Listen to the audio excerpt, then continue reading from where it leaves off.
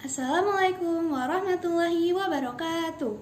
Alhamdulillahirrabbilalamin. Wabihi nasta'im wala umuri dunia waddin. Wassalatu wassalamu ala ashrafil anbiya wal mursalin wa ala alihi wa sahbihi ajma'in. Amma ba'du.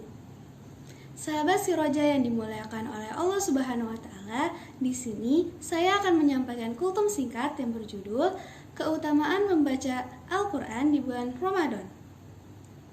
Teman-teman semuanya, bagaimana nih puasanya hari ini? Apakah masih kuat? Masih semangat? Semoga Allah Subhanahu wa taala memberikan kita kekuatan bukan hanya untuk menahan haus dan lapar, tetapi juga menahan emosi, menjaga hati, dan memperbanyak ibadah. Amin ya robbal alamin. Teman-teman semuanya, pernah tidak sih kalian berpikir, kenapa sih bulan Ramadan itu terasa berbeda? Kenapa suasananya lebih tenang? Dan kenapa hati kita mudah untuk tersentuh? Karena di bulan inilah Al-Quran diturunkan. Allah berfirman dalam Quran Surah Al-Baqarah ayat 185 yang berbunyi, A'udzu billahi minasyaitonir rajim. Bismillahirrahmanirrahim. Syahrul Ramadan alladzi unzila fihi al-Qur'anu hudal linnasi wa bayyinatin minal huda wal furqan. Yang artinya, bulan Ramadan adalah bulan yang di dalamnya diturunkan Al-Quran sebagai petunjuk bagi manusia. Jadi, sebenarnya Ramadan itu identik dengan Al-Quran.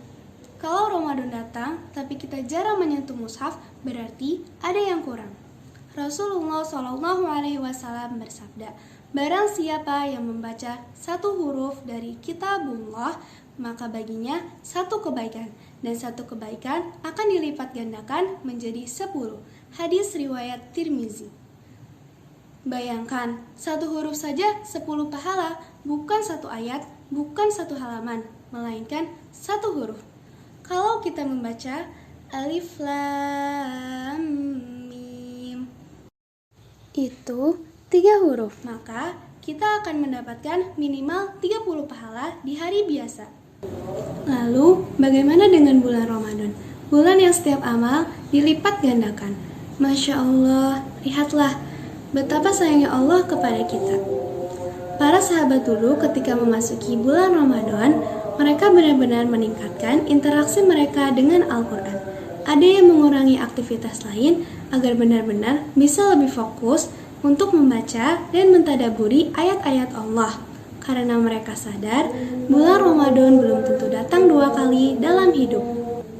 Tapi mungkin ada di antara kita yang merasa, aku masih belum lancar membacanya, aku masih sering salah, dan aku sibuk sekolah.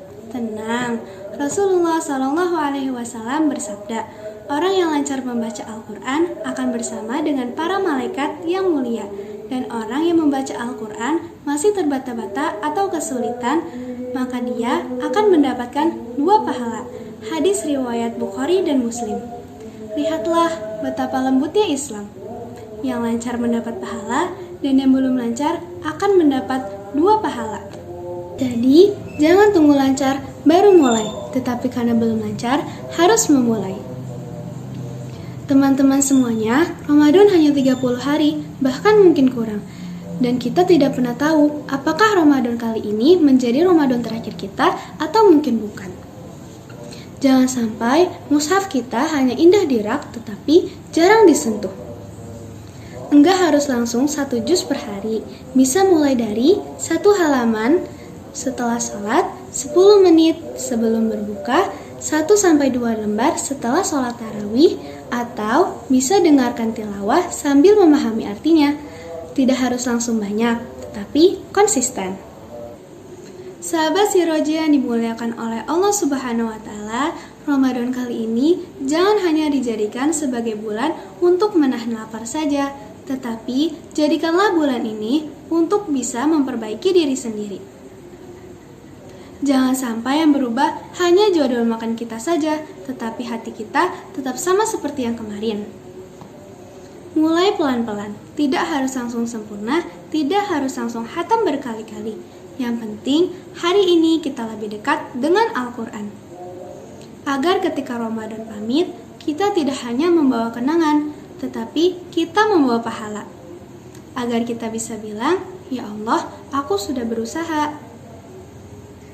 Semoga setiap huruf yang kita baca akan menjadi cahaya di kuburan kita nanti. Semoga setiap ayat yang kita lantunkan akan menjadi syafaat di hari kiamat nanti.